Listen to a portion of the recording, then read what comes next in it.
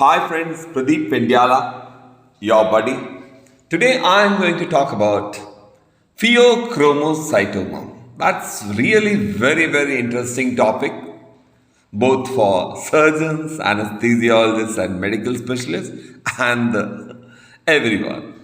Friends, a pheochromocytoma is a catecholamine secreting tumor, as you all know, composed of chromaffin tissue, producing either norepinephrine or epinephrine. Most are intra-adenal, but some are also extra-adenal, mostly within the bladder wall. And about 10% are malignant. I'll tell you about 10% a bit later. 10% are usually malignant. Signs and symptoms include paroxysms of hypertension, syncope, headache, palpitations, flushing, and sweating. Pheochromocytoma is confirmed by detecting elevated levels of plasma and urinary catecholamines and their metabolites, including vanillyl mandelic acid, VMA, vanillyl mandelic acid, norepinephrine, and methanephrine. Fine, so far so good. I'm sure you are understanding what I'm trying to convey. Once again, let me tell you, pheochromocytoma, friends, is something very interesting which everybody should know. Is a catecholamine producing intra-adenal tumor arising from the chromaffin cells, which are normally intra-adenal, paraganglioma, PGL.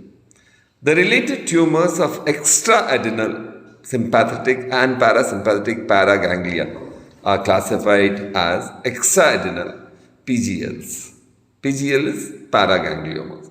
The most important functional characteristics of adenal and extra-adenal sympathetic tissue derived tumor is the production of various types of catecholamines and its related clinical attributes.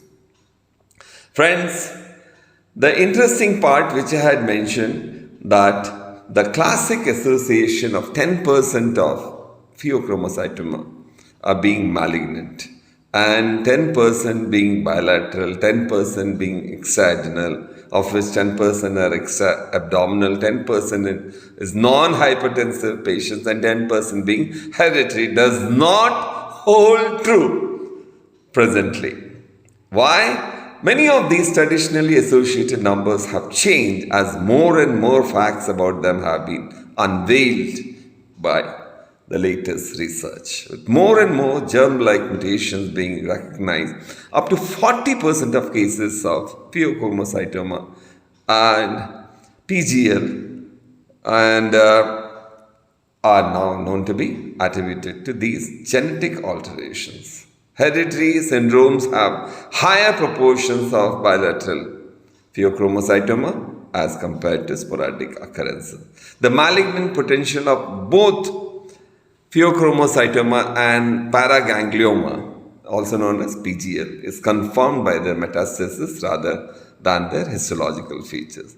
Depending on the underlying mutations and definitions of malignant disease, various reports mention estimated rates of malignancies are now 5% to 26%.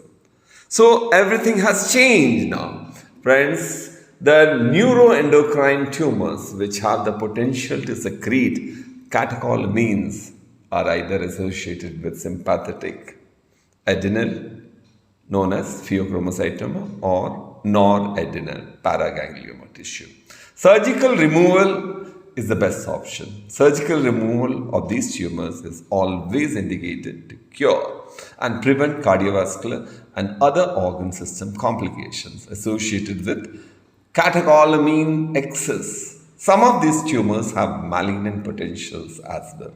The diagnosis, localization, and anatomical delineation of these tumors involve measurements of catecholamines and their metabolic end products in plasma and urine, which I just mentioned. Before surgical removal of the tumor, the optimization of blood pressure as well as intravascular Volume is an important measure to avoid and suppress perioperative adverse hemodynamic events. Preoperative preparation includes the use of alpha adrenergic antagonists, beta adrenergic antagonists with or without other antihypertensive agents, fluid therapy as well as insulin therapy for possible hyperglycemia. Due attention should be given to type and dose of alpha receptor antagonists. I'll tell you more about it, to be used and the duration of this therapy to achieve an optimal level of preoperative alpha blockade. Despite this preoperative preparations, many patients may have hypertensive crisis, especially intraoperatively, which need to be promptly and carefully managed by you as an anesthesiologist, which requires intensive and advanced monitoring techniques. The most common complications after tumor removal is obviously hypertension, which may require fluid therapy and vasopressor support for a few hours or maybe more. So let me briefly tell more about this topic of pheochromocytoma.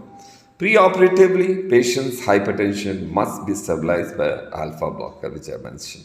Most often used is phenoxybenzamine. Tachycardia must be controlled with beta blockers. Now, beta blockers must not be started, I repeat, beta blockers must not be started before initiating the therapy with alpha blocker. Otherwise, what happens? There will be unopposed action of alpha blockers causing severe malignant hypertension. So, this is very important. The beta blocker must not be started before initiating the therapy with alpha blocker. Otherwise, there will be severe malignant hypertension. Agents causing sympathetic stimulation like ketamine, pavilon, desflurane, especially more than 6% are contraindicated. Sympathetic response to intubation may be blunted. Otherwise, there will be problem. Halothane is absolutely contraindicated. Why? Because it can sensitize myocardium to catecholamine. Increase in catecholamines during tumor handling during surgery can produce profound hypertension and life-threatening arrhythmia intraoperatively. During adrenalectomy, glucocorticoids infusion should be started at the beginning of the resection of tumor and then continued in post-operative period, which I just mentioned. Normally 100 mg per day of hydrocortisone for 1 to 2 days for unilateral and 3 to 6 days for bilateral adrenalectomy are being given. After ligation of the tumor vein, abrupt withdrawal of catecholamine can happen, and then that can cause profound hypertension and hypoglycemia. In fact, hypotension is the most common cause of death in immediate post-operative period in pheochromocytoma. So, friends, you should give dextrose normal saline, which should be started immediately after vein ligation. So this is the thing which I wanted to tell you. Hope it was very, very informative and educated. Thanks for patient listening. I am Colonel Pradeep Pindiala, Professor of Anesthesiology, signing off for tonight. Until next time, take care. Bye-bye.